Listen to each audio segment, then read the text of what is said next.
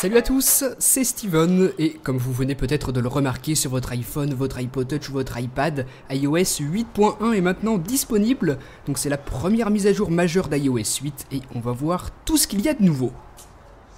iOS 8.1 active désormais Apple Pay, le nouveau système de paiement sans contact que veut déployer Apple.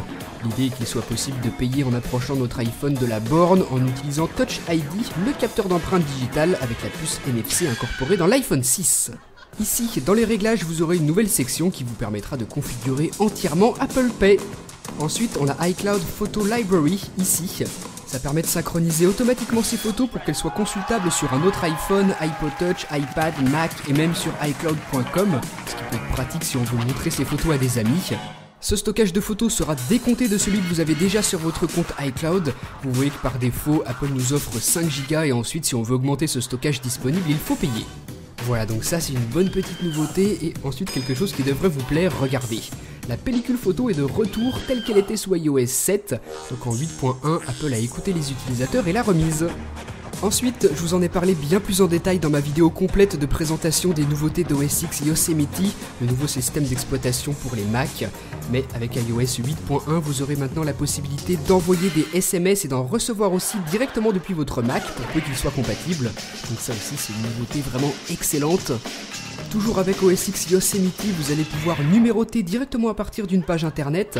Par exemple ici, avec un numéro trouvé sur Safari, je peux regarder appeler directement avec mon iPhone.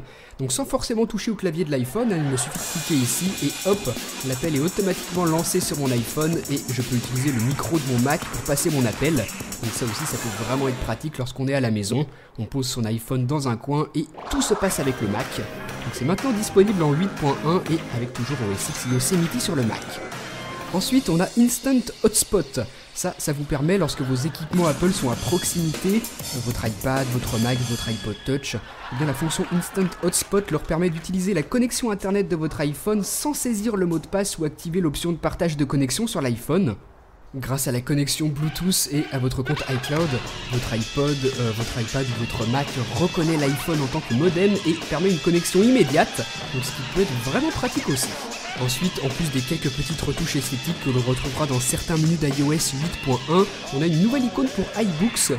Donc regardez à quoi elle ressemble maintenant, et par rapport à celle qu'on avait sous iOS 8.0 jusqu'à iOS 8.0.2, vous voyez que c'est un petit peu différent. Donc ça c'est une toute petite nouveauté. Donc voilà pour tout ce que l'on retrouve en 8.1, vous pouvez désormais faire cette mise à jour, surtout qu'elle apporte aussi des correctifs et des améliorations de performance. Voilà, donc vraiment faites cette mise à jour, elle en vaut la peine, et surtout que maintenant qu'iOS 8.1 est disponible, on devrait peut-être avoir des nouvelles au niveau du jailbreak. Donc bien évidemment, je vous invite encore à me suivre sur Facebook, sur Twitter, et à vous abonner à ma chaîne YouTube pour avoir plus de nouvelles là-dessus. Bien évidemment, je vous tiendrai au courant. Allez, salut!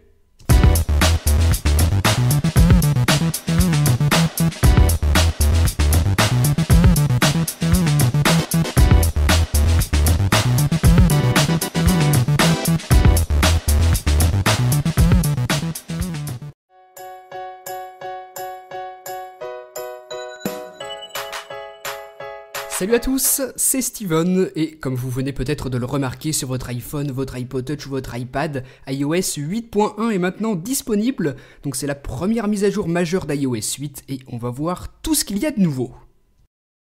iOS 8.1 active désormais Apple Pay, le nouveau système de paiement sans contact que veut déployer Apple.